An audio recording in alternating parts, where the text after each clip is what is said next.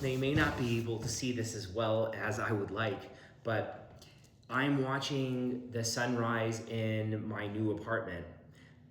Here is the thing about a lot of the things that I do to move my mission forward. And when we talk about the law of attraction, we talk about the law of vibration and the frequency that you emit, and also the law of assumption.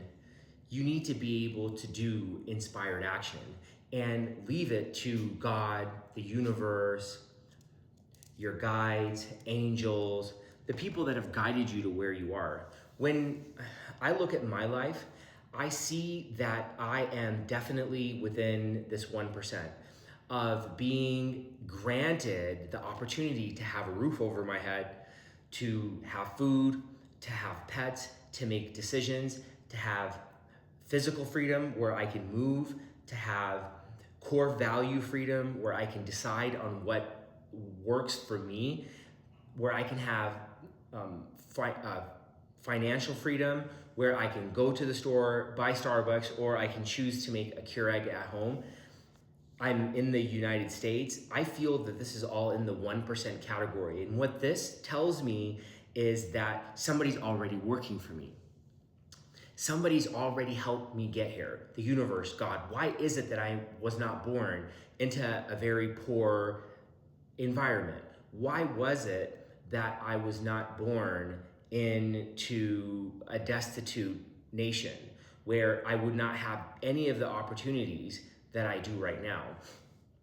Well, I believe that it's my duty to be able to serve, to give back, and then also I get granted these amenities, these luxuries, this freedom to be able to go and do wherever I want and watch the sunrise if I want to, or go to sleep if I want to, as I'm on sabbatical right now.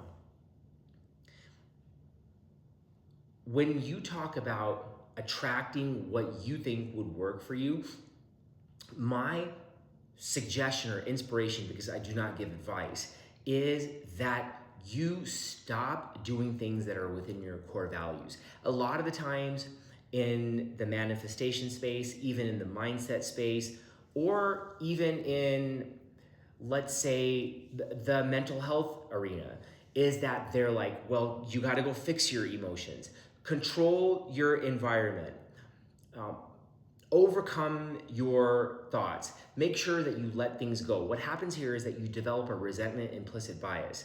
And when you have this indignation, when you have this fear, this anxiety, this hatred, even if the things that you get, for example, you win the lottery, you could see the data on people winning the lottery. Things don't happen as they're supposed to because they haven't taken enough inspired action to accept, to embrace their emotions, and to emit a frequency of neurospiritual sovereignty and an empathic implicit spirit. And when you talk about this type of spirituality, what we're talking about is not saying anything bad about yourself, anybody else, not judging yourself, forgiving yourself for the things that you may have done. And when you start saying no to other things that you think that won't move your health forward, for example, alcohol, nicotine, drugs, marijuana, people that complain, blame, talk bad about others, when you start giving up things like sugar, unnecessary carbs, fat intake, which I've done, you're able to accept these things when it does happen to you. Now, I'm not saying if you do this, all of this is gonna come true, whatever your dreams are. I'm sure that when you give up something that you feel is not good for you, you'll see, even a bad relationship, you'll see the blessings be bestowed. And look at the blessings that I have right now. I'm able to watch the sunrise, live in neurospiritual sovereignty, where I'm emitting this frequency of empathy, where I'm emitting this frequency of lowered stress, cortisol, increased self-love with myself, increased serotonin, because I believe in myself, and I'm able to have this quantum embodiment and have the serendipity code work for me by giving things up like what I talked about, and by giving things up today, for example, not sleeping in, to have these laws work for you, and you will be able to live your best life. People call sacrifice, I call inspiring myself, motivating myself so I can do more, feed the poor, purify their water, and help those in emotional isolation believe in themselves. Namaste.